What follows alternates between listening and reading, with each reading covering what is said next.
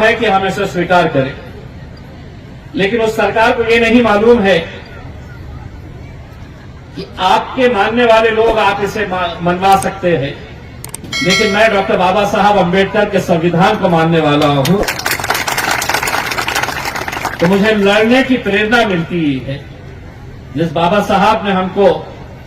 संगठित होकर संघर्ष करने का हमें एक सीख दी है, उसी सीख को हम ले जाकर हर रोज वहां पर लड़ते हैं और एक एहसास दिलाते हैं सरकारों को। इस मुल्क में पिछले 75 सालों से जो कुछ भी अच्छा हुआ है, जो कुछ भी अच्छा हुआ है, आज अलग बात है कि जो भी चीज अच्छी होती है उसका पूरा क्रेडिट मोदी जी कहते हैं कि मेरी वजह से हो रहा है, लेकिन मैं ये मानकर चलता हूं इस देश में 75 सालों के अंदर अगर जो कुछ भी अच्छा हुआ है तो वो संविधान की ताकत की वजह से अच्छा हुआ है, जिसने हम सबको एक मुट्ठी में बांध कर रखा हुआ है। लेकिन आज आप देख रहे हैं कि सिर्फ कुछ बोलने के ऊपर आज सदस्यता रद्द कर दी जा रही है। हमारे वैचारिक मतभेद, हमारे राजनीतिक मतभेद हो सकते हैं और होना भी चाहिए, लोकतंत्र की यही खूबसूरती है। लेकिन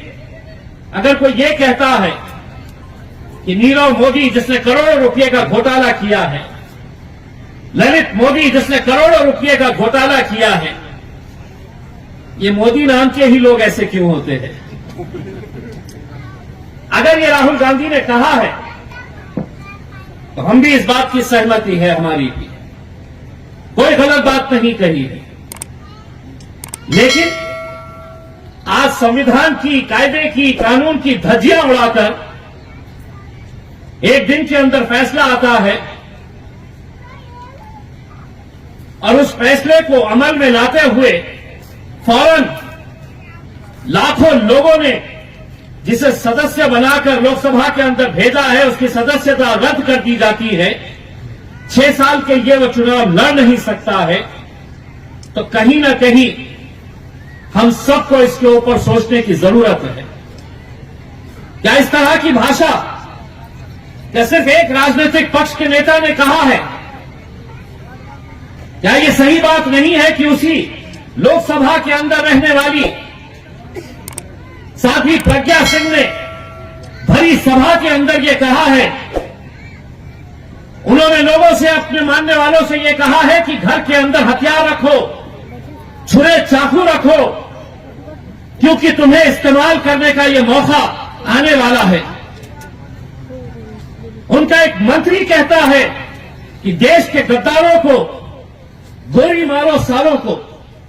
ये भाषा का इस्तेमाल होता है और कोई भी इसके ऊपर हम विरोध करेंगे, क्योंकि हमें किसी एक राजनीतिक पक्ष को नहीं बचाना है, बल्कि इस देश के संविधान को बचाने का वक्त आया है। जिस संविधान के बारे में खुलेआम ये कहा जा रहा है कि अब इसको बदलने का वक्त आया है। 2024 के अंदर मुझे मालूम है अगर गलती से यही सरकार हुकूमत के अंदर आ जाएगी तो सबसे पहले मैं अक्सर लोगों से ये कहता हूं कि अगर ये सोच रहे हैं, और मैं खास तौर से मेरे दलित भाइयों, अंबेडकरी समाज को, बुद्धिस्ट समाज को ये पैगाम देना चाहता हूं, अगर तुम ये समझ रहे हैं कि निशाने के ऊपर तो इनके सिर्फ मुसलमान हैं, तो हम सबसे बड़ी गलती कर रहे हैं। हमें तो निशाने के ऊपर रखा गया है, लेकिन आज मेरा नंबर आया है तो कल आपका नंबर आने वाला है, और कहीं ना कहीं इस बात के ऊपर हमें बहुत गंभीरता से सोचने की जरूरत है। इसीलिए मैंने आज ये कहा है कि कल जब उसका कत्ल हुआ था तो मैं खामोश था, आज मेरा कत्ल हो रहा है तो तुम खामोश है। हो सकता है कि आज मेरा नंबर आया है, कल तुम्हारा भी नंबर आ सकता है। आज यहां पर यह आप लोगों का सौभाग्य है कि यहां पर समाज के धर्म गुरु आदरणीय भंते जी यहां पर बैठे हुए हैं। मुझे खुशी है कि इतनी तपती धूप के अंदर इतनी सारी महिलाएं, इतने सारे पुरुष यहां पर इकट्ठा हुए हैं, कुछ अच्छी बातें सुन रहे हैं। लेकिन मैं भंते जी आप लोगों से आदरणीय, मैं आप लोगों से हाथ जोड़कर विनती करना चाहता हूं कि समाज के अंदर आप एक ऐसी एकता पैदा करिएगा, एक ऐसी एकता पैदा करिएगा, और वो एकता अगर पैदा हो जाती है तो उसका नतीजा क्या होता है वो आज आपके सामने खड़ा हुआ है। यह आप लोगों का आशीर्वाद था, आप लोगों की मेहनत थी, आप लोगों का साथ था कि जिसकी वजह से हमने पूरे देश भर में एक पैगाम दिया कि अगर बुद्धिस्ट समाज, दलित समाज, मुसलमान, पिछड़ा समाज अगर एक ताकत बनकर खड़े रहता है तो हमें किसी के पीछे जाने की जरूरत नहीं। हम अपनी हुकूमत खुद बना सकते हैं, हम अपनी ताकत खुद पैदा कर सकते हैं। मुझे यहां पर जैसे ही मैं आया तो मेरा एक यहां पर बहुत मजबूत साथी है, मेरी ताकत है यहां की, राहुल वानखेड़े।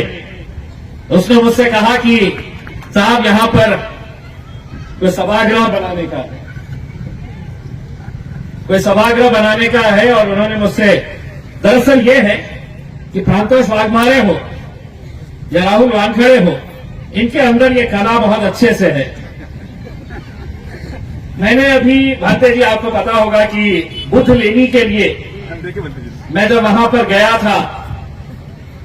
तो आदरणीय भंते जी ने मुझसे कहा था कि यहां पर मैं लगातार पिछले 5 सालों से वहां पर जाता हूं, धम्मचक्र प्रवर्तन दिन के मौके के ऊपर। उन्होंने मुझसे कहा कि यहां का हमको ब्यूटीफाई करना है, आप 10 लाख रुपए दे दीजिएगा। मैंने दूसरे ही दिन बुलाया और उन्हें मेरे ऑफिस के अंदर 10 लाख रुपए का चेक दे दिया। 10 लाख रुपए का पत्र देकर वो काम करना की शुरुआत हुई तो प्रांतोष ने मुझे वहां पर फिर से लेके गया कि बोले साहब आपका सत्कार करना है कि आपने पैसा दिए है करके,